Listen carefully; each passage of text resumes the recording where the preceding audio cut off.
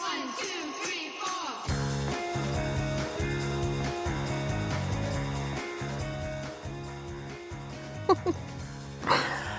4.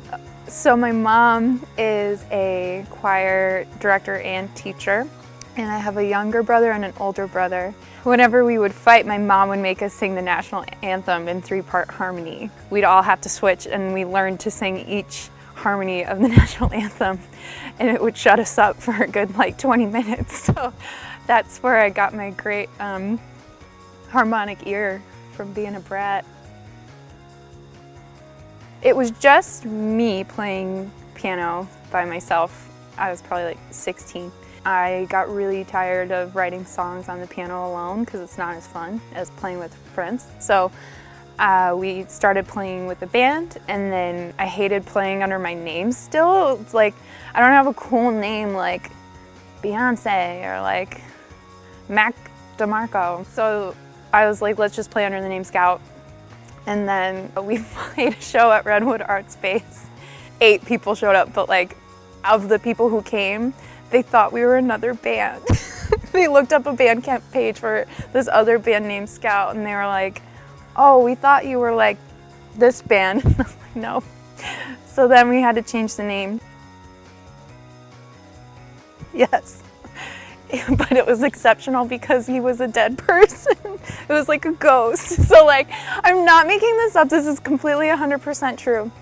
His name was John, and I only talked to him in my bedroom. He was a grown man in my, and so I was always talking to John and hanging out with John in my room. I was probably 3 or 4, and my parents were like, what's up? Who are you talking to? I was like, my friend John. He's a dentist. And the man who died in my bedroom was the former homeowner, and his name was John, and he was a dentist, and he died in my room. And my parents were like, you can't talk to John anymore. John is done. Ben tried to teach me how to skate.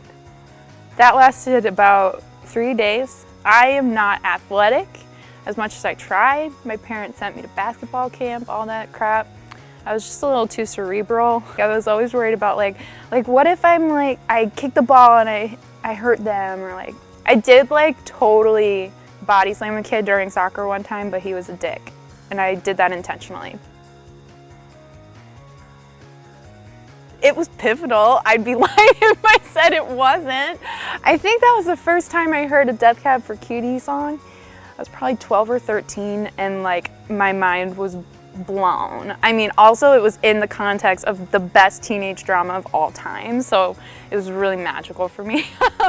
Yeah, so first time I heard Ryan Adams, the first time I heard Interpol, it was huge. Up until then, I had been only listening to Carole King, old stuff that my parents played, and System of a Down.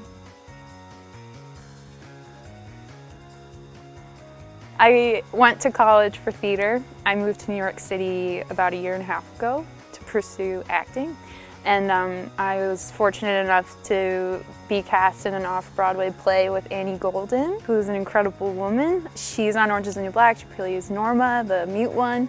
She's such a badass. She also played in this amazing band called The Shirts, which was this amazing punk band in the 70s, and they played at CBGB, and I learned a lot from her, and I was geeking out every day for 2 months, basically, that I got to work with her. Incredible person.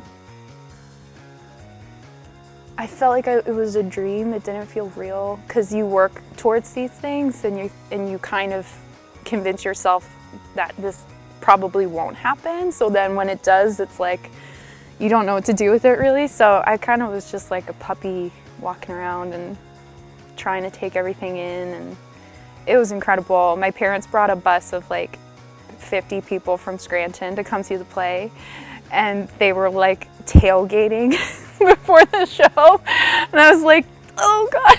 And so to look out in the crowd and see my friends and my aunts and my uncles, and it was nuts. I will never forget that experience. It was incredible.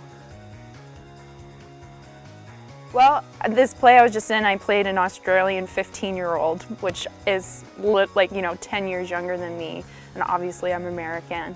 And so playing a teenager is tough because you don't want to make them seem dumb. They're not dumb, they just have a little less experience. And then the accent was super hard. We had an amazing dialect coach though. And I think also the hardest thing about pursuing acting is just being persistent when it's so competitive, and like, you see these girls who are just supermodels and then they transition into acting so seamlessly, and you're like, why do I have a degree? Like, what was the point? And like, just reminding yourself that the reason why you do it is because of the storytelling, and that's why it's worth it.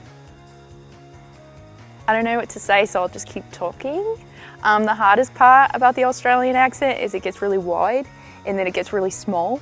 So your mouth is like doing aerobics. I did have people actually think I was Australian, which was so exciting.